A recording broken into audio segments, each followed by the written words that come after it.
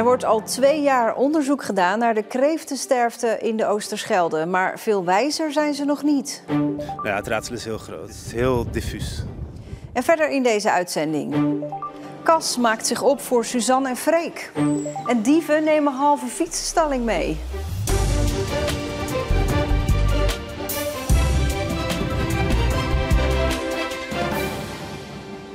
Goedenavond. Het blijft een mysterie. Waarom gaan kreeften in de Oosterschelde massaal dood? Vandaag werden de uitkomsten van de eerste onderzoeken bekendgemaakt, maar er is nog geen verklaring gevonden. Het onderzoek wordt daarom uitgebreid. 2 jaar onderzoek heeft vooralsnog geen verklaring gevonden voor de sterfte in de Oosterschelde. Het is moeilijk, anders hadden we er al een vinger op gelegd. Het is niet iets evidents. Er zijn tal van ziektes en bacteriën of parasieten bekend, zeg maar, bij de soorten waar we naar kijken. Alleen die zijn het niet.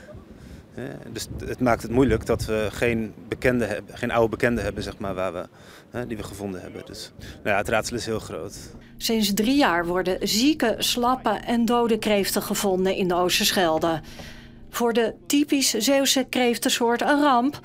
En een ramp voor de kreeftenvissers. 3 jaar geleden was dat een heel ander beeld. Toen werd er nog een 25.000, 30.000 kilo uit Oosterschelde gehaald per seizoen. En nu?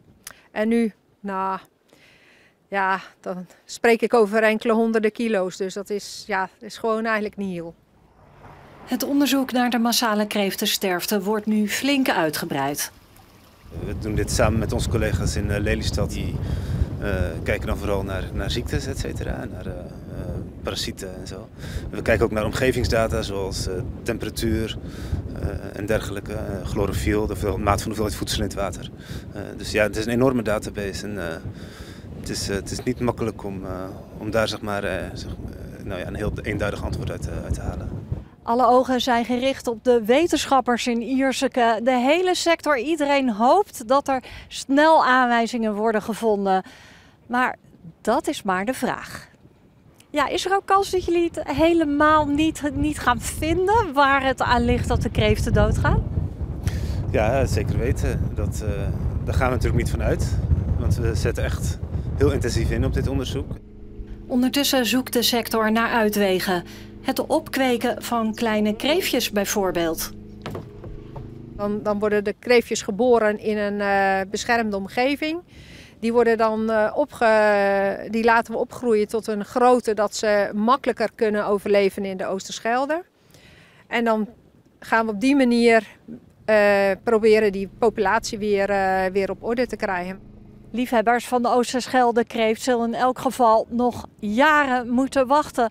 Want het duurt zo'n 10 jaar voordat de hele kreeftenpopulatie weer op het oude niveau is. Als de nieuwe aanwas van kleine kreeftjes niet ook meteen het loodje legt dan. De tweede dag van Concert at Sea. Een dag met een lach en een traan is de verwachting. Vanavond treden Suzanne en Freek voor de eerste keer op nadat bekend werd dat Freek ongeneeslijk ziek is. Ja, dat is vanavond, maar al de hele middag is er muziek op de Brouwersdam. En ergens tussen die 45.000 bezoekers is ook Erik Hollem. Erik, zijn de mensen ook al bezig met vanavond? Nee, de sfeer is nog heel erg gemoedelijk. Dat heeft natuurlijk voornamelijk ook te maken met het mooie weer. Het strand is ook weer open vandaag, dus mensen kunnen gewoon weer lekker relaxen. Er staat weinig wind en er worden ook weer een aantal mini-optredens gegeven. Zoals bijvoorbeeld van Kevin James en Douwe Bob. Die staat vanavond op het strand. Momenteel staat hij hier achter me. Maar ik denk dat vanavond, naarmate de tijd vordert, richting dat concert van Suzanne en Freek, dat de spanning en de emoties wel zullen oplopen. Niet alleen bij Suzanne en Freek, maar voornamelijk denk ik ook bij het publiek. Ja, en zijn er ook veel fans die nou speciaal voor Suzanne en Freek naar Cas zijn gekomen? Ja, dat blijkt wel. De vrijdag was nog niet geheel uitverkocht.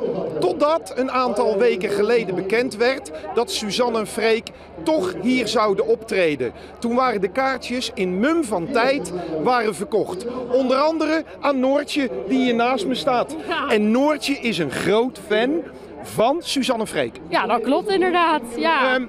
Wat heb jij met Suzanne en Freek? Ja, ik vind het gewoon heel leuk, sowieso. Gezellig dat het een koppel is wat natuurlijk muziek maakt. Ik hou van muziek. Ik vind hun muziek ook heel leuk. En je was ook bij het laatste optreden? Ja, ook in de Ziggo Dome. En ja, dat was natuurlijk gewoon één feest. Want je wist natuurlijk niet wat er aan de hand was. Het was gewoon echt een feest. Dus heel leuk. Hoe vind je het dan dat ze vanavond hier weer voor het eerst optreden met z'n tweeën? Ja, heel mooi. En goed dat ze hun leven blijven leven. En dat ze gewoon hun passie achterna gaan met muziek maken. Dus ik ben heel benieuwd en ik heb er heel veel zin in. Kippenvel? Ja, best wel. Ja. Emotioneel ook, denk je? Ja, ook wel. Ja. Geeft helemaal niks. Ik wens je heel veel plezier vanavond. Dankjewel, jullie ook. Nou, en nadat Suzanne en Freek hier hebben opgetreden, wordt die tweede dag wordt afgesloten door niemand minder dan Guus Meeuwis. En die laat het Brouwersdam hossen op het dondert en het bliksem, proosten. En natuurlijk het is in nacht. Ik denk dat de Brouwersdam vanavond voor één keer verandert in de grootste en gezelligste kroeg van Nederland. Klinkt goed, Erik. Dankjewel. Fietsendieven bij Dishoek worden alsmaar brutaler. Zo is deze week de houten fietsenstalling vernield om de fietsen mee te kunnen nemen die eraan vastlagen. En daarom roept Antoinette, zelf 2 weken geleden slachtoffer, mensen op om waakzaam te zijn. Het is elke keer maar weer afwachten als je bij je fiets komt of je fiets er nog staat of welke onderdelen er nog zijn. Bij haar werd een voorwiel gestolen. Ze zet haar fiets inmiddels vast met 3 sloten. 1 slot om het wiel en om de plank. Een ander slot om het achterwiel en om de plank. En 1 slot om het frame en om de plank. Maar goed, als ze de plank weghalen, dan ben ik bang dat mijn fiets er ook niet meer staat. Een lekkere dag aan het strand hier is dus gegarandeerd. Dat je fiets of de fietsenstalling er nog staat bij terugkomst, dat niet. De Westerschelde-tunnel heeft in 2024 bijna 1 miljoen meer winst gemaakt dan begroot. Dat komt door de recordaantallen voertuigen die door de tunnel gingen. In totaal werd 14,2 miljoen euro overgehouden. Dit was waarschijnlijk het laatste jaar dat er zoveel winst wordt gemaakt, want de tunnel is sinds 30 december gratis voor auto's en motoren. Het deurmattenmysterie in Middelburg is opgelost. Tientallen bewoners rond de Oostkerk kregen eind april een nieuwe deurmat op de stoep met deze afbeelding. En nu pas blijkt waar dat voor was. Een kunstproject over kernenergie om de discussie daarover op gang te brengen. Na 80 jaar is er eindelijk duidelijkheid over de moord op 2 vrouwen uit Axel. Marie Anteunis en Deborah van S. Ze werden in september 1944 vermoord op het Groot Eiland, een natuurgebied tussen Axel en Hulst. Onderzoek van neef Amar Anteunis en historicus Arjan van Dixhoorn wijst nu de schuldigen aan. Marie Anteunis was de tante van Amar. Zijn familie heeft altijd gevochten om de waarheid boven tafel te krijgen. Het boek gaat vooral over Marie. De familie van Deborah heeft al die tijd gezwegen over de zaak. Met dit boek hebben we antwoord kunnen geven op de vraag van mijn grootouders, die niet wisten wat er met hun dochter gebeurd was. En waar ze alleen maar, doordat ze daar als leeuwen voor gevochten hebben en alles maar benut hebben wat tot aan koningin Wilhelmina aan toe. Hè. En alleen hoon en vernedering kregen ze. Dus ik bedoel, ja, dit is ook voor mij een voldoening eigenlijk. Dat je nu, we kunnen het niet meer, maar dat we ze antwoord kunnen geven wat er met hun dochter gebeurd is. Beide vrouwen zijn opgepakt door de Ordendienst, een onderdeel van het verzet, en naar het stadhuis van Axel gebracht. Daar zijn ze verkracht en mishandeld, op een steenworp afstand van het woonhuis van de familie Anteunis, die bekend was in Axel omdat ze het warenhuis uitbaten. 2 vrouwen zijn onschuldig opgepakt, zonder vorm van proces, gewurgd.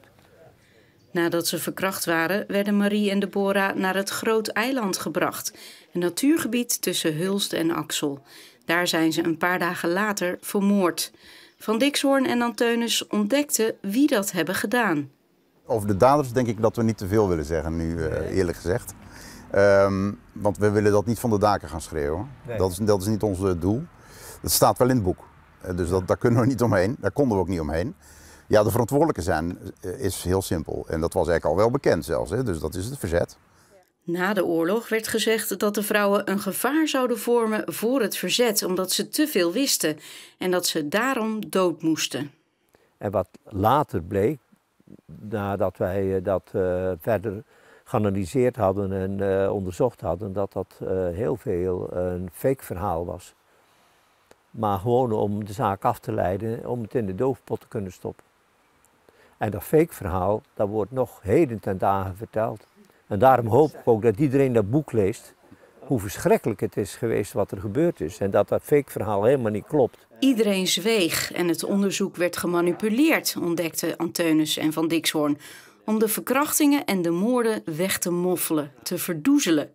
En ze hopen dat mensen nu eindelijk gaan praten. Dat hoop ik. Dat zou het mooiste resultaat zijn, natuurlijk. Dat het boek een gesprek opent. Ja. Dus. En niet opnieuw dat er niet opnieuw een deksel op gaat. Het boek wordt zaterdag in het Warenhuis van Axel gepresenteerd.